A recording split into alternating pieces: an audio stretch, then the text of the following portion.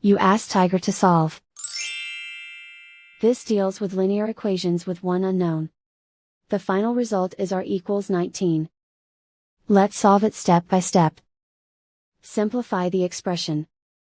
Expand the parentheses. Simplify the arithmetic.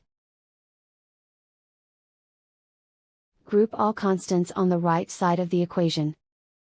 Add 168 to both sides. Simplify the arithmetic.